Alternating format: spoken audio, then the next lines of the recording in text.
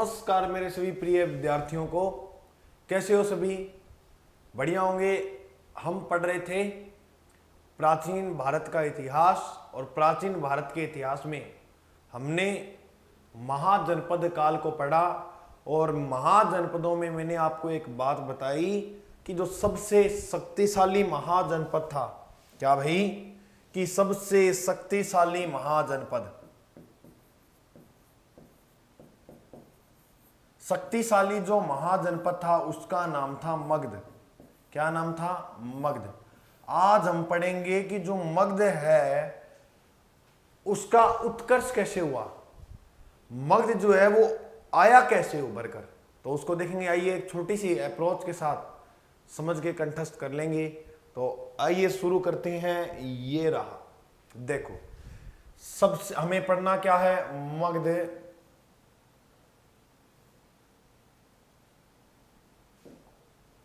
हमें क्या पढ़ना है प्रिय विद्यार्थियों? सर हमें पढ़ना है मगध साम्राज्य का उत्कर्ष। मगध साम्राज्य में वैसे तो 7 वंशों ने राज किया था, लेकिन इंपॉर्टेंट एक बार 4 याद रखो, करेंगे सारे, ठीक है। पहला देखो, याद कैसे रखने हैं ये सारे? असीन मौर्य। कैसे याद रखोगे? इसकी ट्रिक लिख लेना, असीन मौर्य। इसे चारों याद हो जाएंगे। क्या गुरुजी कैसे? देखो, है से हर्यक वंश, है से हर्यक वंश, सी से शिशुनाग वंश, न से नंद वंश, मौर्य से मौर्य वंश। सिंपल, असीन मौर्य। हर्यक वंश ने राज किया 544 ईसा पूर्व से 412 ईसा पूर्व। शिशुनाग वंश ने 412 से 334 ईसा पूर्व। लिख लेना सारे से ही। 334 से 325 ईसा पूर्व राज किया था नंद वंश ने। मौर्य वंश ने 322 से 185 ईसा पूर्व शासन किया। हर्यक जो वंश है इसका संस्थापक माना जाता है बिंबसार को। हर्यक वंश का संस्थापक किसे माना जाता है? बिंबसार को।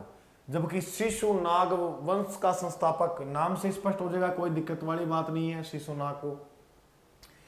नंद वंश का संस्थापक, नंद को पकड़ो यहां, महापद्म नंद। महापद्म नंद नंद वंश का संस्थापक था। और मौर्य काल की हम चर्चा कर लेंगे आगे, चंद्रगुप्त मौर्य। सबसे इंपॉर्टेंट देखो, वो भी याद रख लेना, लेकिन इन चारों में जो अधिक इंपॉर्टेंट है वो मौर्य वंश। सबसे पहले आइए हम समझते हैं हर्यक वंश को। देखो, मैंने अभी आपको एक बात बताई कि हर्यक वंश का संस्थापक कौन था, तो संस्थापक था बिंबसार। बिंबसार इस वंश का संस्थापक था। बिंबसार के पिता का नाम था बट्टी। बट्टी इसका पिता का नाम था, जबकि इसके हाथी का नाम क्या था? सचनक। सचनक इसके हाथी का नाम। मगध की जो प्रारंभिक राजधानी थी वो थी गिरिवज्र। मैंने कल बताई थी सारी बातें। इसे ही कहते हैं वसुमती। वसुमती क्यों कहते हैं? क्योंकि इस राजधानी की स्थापना की थी वसु ने, इसलिए इसे वसुमती भी कहते हैं। इनका जो साम्राज्य है वो 80,000 गांव से मिलकर बना हुआ था। अब मगध हमने पढ़ा है कि मगध एक शक्तिशाली तो महाजनपद था ही था, उसके साथ साथ इसमें व्यापार वगैरह का जो आयात निर्यात का जो कार्य था वो भी अच्छा था। क्या सर कैसे? क्योंकि मान के चलना उस समय जो अधिकांश जो मार्ग थे वो इस मगध से गुजरते थे। उल्लेख मिलता है कि मगध के हाथी भी प्रसिद्ध हुआ करते थे। हाँ जी सर, सुना है।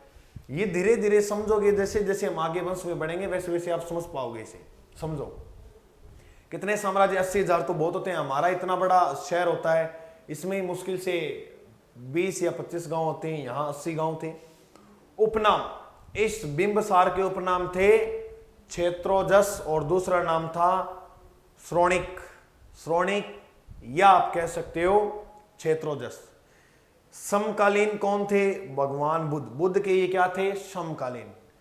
विवाह हुआ था कौशल की देवी। कौशल जो महाजनपद पड़ा था उसकी देवी थी, जिसका नाम था चेलना। इसी को ही कहा जाता है खेमा। इसी को क्या कहा जाता है? खेमा। यह इनकी क्या थी प्रिय विद्यार्थियों? पत्नी। यह इनकी क्या थी? पत्नी। तो इसको आप बेहतर तरह से समझ लेना। सिंपल, हाँ जी सर, समझ लेंगे, ठीक है ना।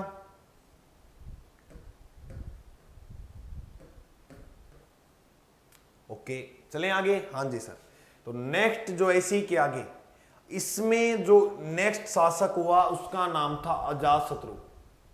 क्या नाम था? अजातशत्रु। अजातशत्रु ने 492 से 460 ईसा पूर्व में शासनकाल, यानी इसका जो क्षेत्र था, इसका जो बैटल था वो मगध वाला था। राज कब से कब तक? तो 492 से 460।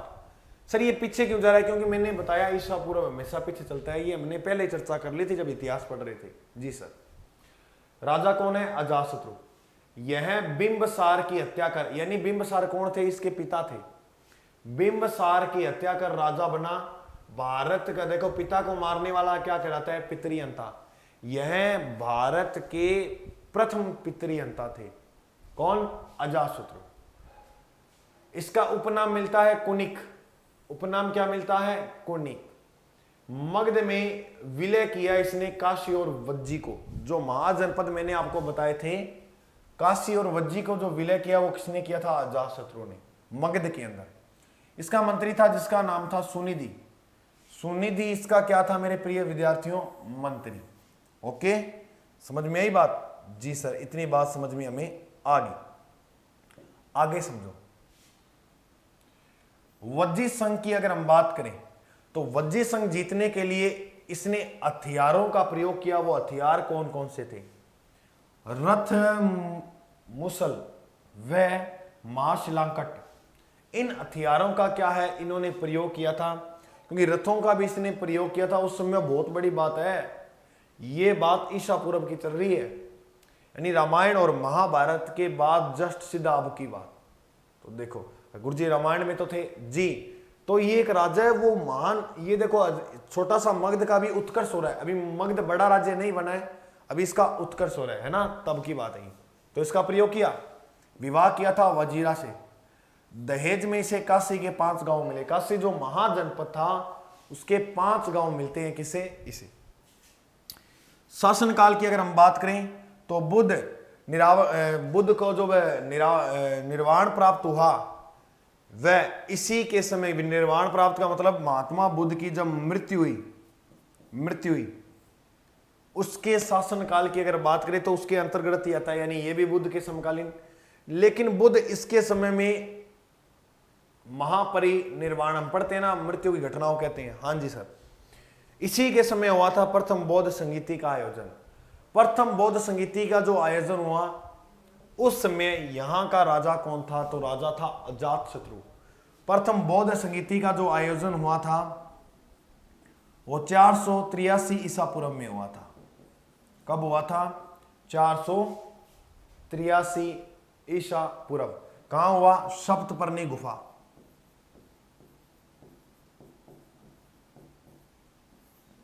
सर ये कहां पर है? ये बिहार में। इसका जो मंत्री था उसका नाम था पूर्ण महाकश्यप। कई महाकश्यप। अब देखो गुरुजी मैं तो महाकश्यप पढ़ा है, पूरा नाम इसका पूर्ण महाकश्यप था। प्रथम बौद्ध संगीति के अंतर्गत बौद्ध धर्म के अंदर क्या हुआ? सुत्त पिटक व विनय पिटक, ये बौद्ध धर्म के ग्रंथ ना, इनका क्या हुआ? संकलन हुआ। सुत्त पिटक का किया था आनंद ने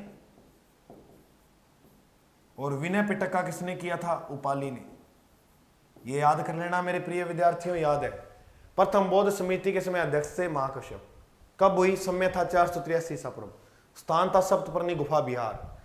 और सुत्त पिटक व अभिधम पिटक का क्या किया गया? संकलन किया गया। लिख लेना, सिंपल। अब इसके बाद जो राजा हुआ उसका नाम है दोस्तों उदयन। उदयन इंपॉर्टेंट है। क्यों इंपॉर्टेंट है? क्योंकि इसने एक नगर बसाया और उसे अपनी राजधानी बनाया जिसका नाम था पाटलिपुत्र। यह गंगा व सोन नदियों के संगम पर था जिसका नाम क्या था? पाटलिपुत्र। तो पाटलिपुत्र जो नगर बसाया था, अरे आगे बहुत इंपॉर्टेंट है पाटलिपुत्र। पाटलिपुत्र जो नगर बसाया था वो किसने बसाया था? उदयन ने।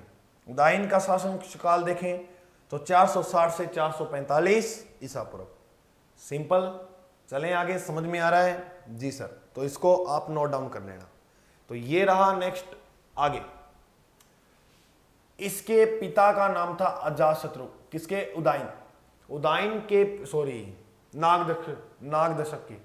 इसके पिता का नाम था अजातशत्रु। इसने अपने पिता की हत्या कर राजा बना। राजा कौन बना? नागदशक। यह अंतिम राजा था और इसकी हत्या कर दी किसने? शिशुनाग ने। और इसने एक नए वंश की स्थापना की जिसका नाम है शिशुनाग वंश। मेरी बात समझे मेरे प्रिय विद्यार्थियों। देखो, पिता अजातशत्रु थे। किसके पिता थे अजातशत्रु? नागदशक थे। अजातशत्रु की हत्या कर राजा बना। ऐसा इतिहास में कौन सा वंश हुआ है जिसके पिता ही पितृहंता हुए हैं? तो मेरे प्रिय विद्यार्थियों, आपको एक ही वंश याद रखना है। वो वंश कौन सा है? हर्यक वंश। क्योंकि इसमें पिता को ही मारने वाले आएंगे सारे। ठीक है, हाँ। तो नागदशक ने हत्या कर दी, अंतिम राजा था। और शिशुनाग ने इससे ये मगध छीना। इसने स्थापना की शिशुनाग वंश की। इसका शासन जो था शिशुनाग वंश का, वो कब से कब तक था? तो देख लिए, 412 से 344 ईसा पूर्व। अगर आगे मेरे प्रिय विद्यार्थी इसी के अंदर अगर बात करें हम, तो समझो, इसके संस्थापक शिशुनाग वंश हमने पढ़ा। मगध के अंदर विलय किया वत्स और अवंती का। देखो, मैंने आपको महाजनपद है, जिस प्रिय विद्यार्थी ने देखे, मैं पूरा भारतीय इतिहास क्रम से करवा रहा हूं। आप प्ले लिस्ट बनाइए, प्ले लिस्ट में जाइए, सब कुछ मिल जाएगा आपको। अगर फिर भी टेलीग्राम पे नहीं, तो टेलीग्राम पे नोटिफिकेशन मिल जाता है, तो टेलीग्राम से जुड़ जाइए, है या नहीं है। दूसरी राजधानी जो है वो किसे बनाया? अपनी वैशाली को। वैशाली को अपनी कहा है दूसरी राजधानी बनाया। किसने? शिशुनाग ने। इसी के बाद दूसरा राजा हुआ कालाशोक। कालाशोक का उपनाम मिलता है काकवर्ण।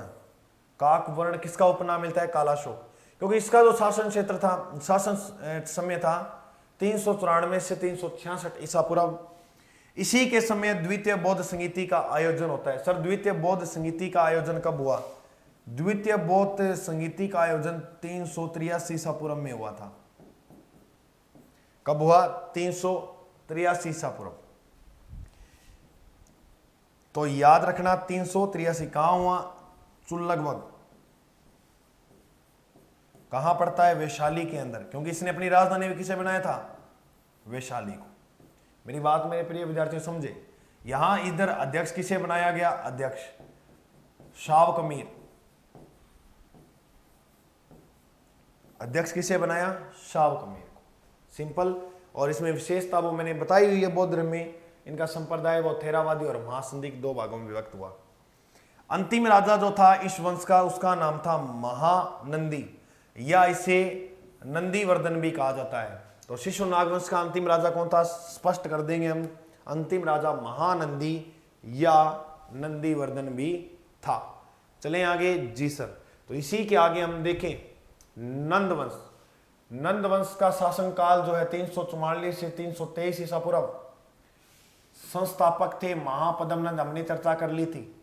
उपनाम उग्रसेन, एकराट, एक छत्र। पुराणों में महापद्मनंद को देखो क्या क्या बताया गया है, समझना इसको ध्यान से। सर्वशस्त्रांतक, इसका मतलब होता है क्षत्रियों का नाश करने वाला। भार्गव, इसे दूसरा परशुराम का अवतार माना है। पहले तो खुद थे ही परशुराम जी। यह क्या भाई? यह कलिंग सो जिनसेन की मूर्ति लाया। सो कोनियो से है।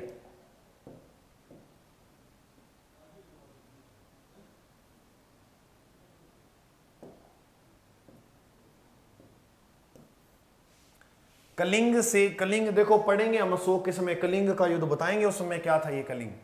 तो कलिंग से किसकी मूर्ति लाया? जिनसेन की मूर्ति लाया। इसके बाद राजा हुआ धनानंद। यह नंदवंश का अंतिम राजा था। उपनाम इसका मिलता है अग्रेमिज। समकालीन सिकंदर, सिकंदर महान सिकंदर का नाम सुना है ना। ये सारी घटना बताऊंगा कैसे आक्रमण, ये मैंने इसलिए टाई पीपीटी बनाई है इसकी। इसमें इतना खास नहीं है, जो वंश खास होता है मैं उसे खुद लिखकर ये समझाता हूं बढ़िया तरह से। इसमें इतना खास नहीं है, इसलिए आप इसको समझो, ठीक है। मंत्री दो थे, जिसमें से एक का नाम है सट्टार, दूसरे का नाम है राक्षस। 322 ईसा पूर्व में चंद्रगुप्त ने धनानंद का वध कर मौर्य वंश की क्या कर दी भाई, नींव रखी। सिंपल। तो हमें एक अप्रोच के साथ हमने इसे मौर्य वंश तक हमने इसको क्या कर लिया, कंठस्थ।